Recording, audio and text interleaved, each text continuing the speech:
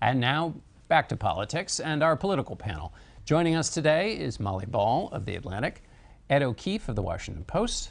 His colleague, Ruth Marcus, is a columnist and deputy editorial page editor at The Post. And Ramesh Ponnuru is senior editor at The National Review. Ramesh, I want to start with you.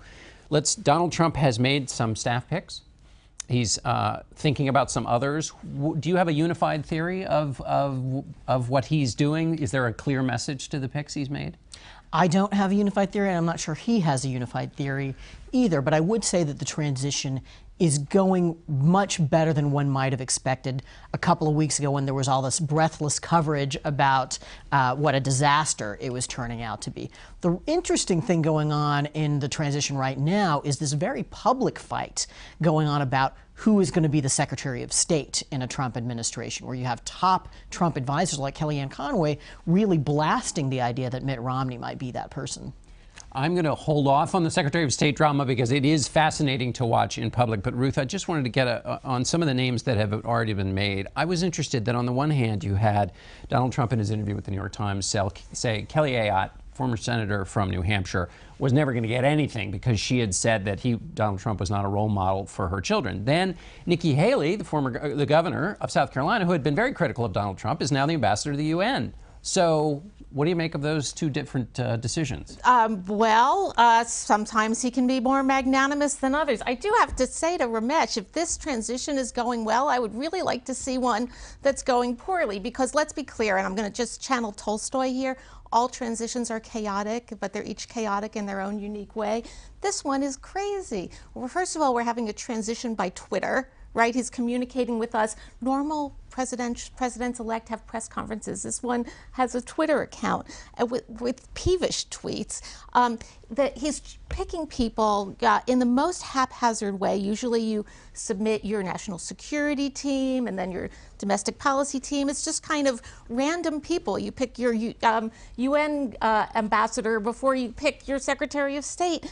And finally, this remarkable, I know we're not getting to it yet, this remarkable public dissent we can't stop talking about. Well, Molly, do you sign up for that? Because Jeff Sessions, Senator Jeff Sessions, that was an obvious pick. Mike Flynn for the National Security Advisor. These are loyalists who are in the Trump camp. That seems like a... So I do have a grand unified theory, which is that Donald Trump is running the transition exactly the way he ran his campaign, which was exactly the way he's always run his business. He creates competing power centers and pits them against one another. He likes to have underlings squabbling for his favor. It's always very clear that he is the one in charge, and he bestows his favor sort of arbitrarily and capriciously and haphazardly. So everyone is always kept on their toes. Nobody ever knows quite where they stand with him. This is his style personnel-wise and always has been. Now, there is no ideological consistency, right? Someone like a Jeff Sessions, someone like a Steve Bannon, who is not a traditional Republican, paired with someone like a Reince Priebus, who is, someone like a Jeff Sessions, who's been at odds with many other Republicans in the Senate, paired with someone like a Nikki Haley, who is much more of a traditional conservative. And I don't think we should expect there to be any ideological consistency, because Trump himself has very little ideological consistency. He's much more interested in personality, and the way he seems to be making these choices, the vetting process seems to be, come to my tower and I shall evaluate you.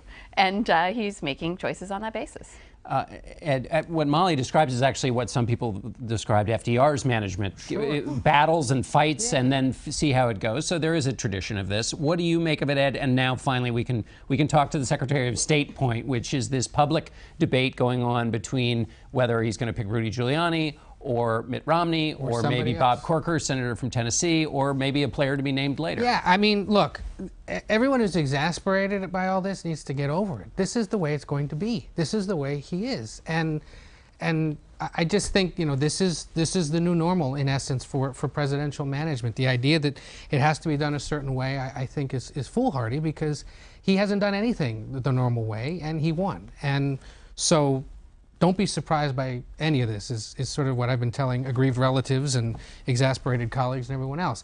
As for Secretary of State, look, my only question is, how can a Republican-controlled Senate confirm someone like Rudy Giuliani, given his business practices over the last few years, when you've spent the last several years prosecuting Hillary Clinton for doing similar things? He's been a consultant to world leaders, some of questionable degree. He's been giving speeches all over the world. He can argue that that gives him vast experience, which is the same argument in some respects that the Clintons were making, that they had these connections around the world. But I don't see how certain Republican lawmakers can have spent the last few years doing what they did and saying what they said about her, and then turn around and confirm him when he was doing much the same. But the thing we need to talk about is the remarkable spectacle of his own campaign manager, Kellyanne Conway, publicly differing with him on Twitter and in public interviews about the wisdom of Romney as Secretary of State. If anybody has any precedent for this, I'd like to hear it. So I'll read you. Kellyanne Conway tweeted, receiving deluge of social media and private comms communications, Ray Romney. Some Trump loyalists warn against Romney as Secretary of State. And so, Ramesh, some people see that as the former campaign manager arguing with her boss through Twitter, not, in the boardroom. She says that she's given the same advice privately, and it's certainly true that this has not been done before, but I assume that she's doing it knowing that Trump doesn't mind her doing it, that he may even like this kind of drama, and so she figures, why not? I think some of the points she's making are actually reasonable ones. It is perfectly reasonable for an incoming president to want cabinet members who are loyal to him, who will not make a big resignation in principle that hurts the administration. And given their history together, one has to worry about that if you're Donald Trump, about Mitt Romney. It's also interesting that Kellyanne Conway is positioning herself as speaking for the grassroots, speaking for Donald Trump's supporters, saying this is, and I think there may be a personal side to it for her as well, but it is true that, she is his connection in a way to the millions of people out there in America who are not part of any other political party or movement, but who are loyal to Trump. And if she is indeed sounding a signal that he doesn't want to turn against those people, there would not be another voice in his ear or in his administration that would be speaking for those people, and presumably that's important to him. Ed, I want to get to this question of Donald Trump's conflicts of interest. He's got businesses all over the world. As you mentioned, a lot of this campaign was about the conflicts between the Clinton Foundation and the Clinton Secretary of State. Where are we on the question of Donald Trump's private interests and Donald Trump's presidency? Well, he so far embraces the fact that he is a global businessman and has made no publicly apparent moves to really divest himself of it all. It's a complicated thing, but I think what we need to remember is that current federal law would allow him to continue doing this. And I think the question is, will the country want somebody who is potentially a part-time president, who is also a part-time CEO of some degree? And if not, how will the public react? I think, if there's evidence that he or his family is ingratiating themselves of the presidency while other things aren't getting fixed as he promised, then we'll see a reaction. But this is uncharted waters, and we'll have to see. Ruth, he told the New York Times essentially presidents can't have conflicts of interest. Well, let me tell you this. They can, and he does.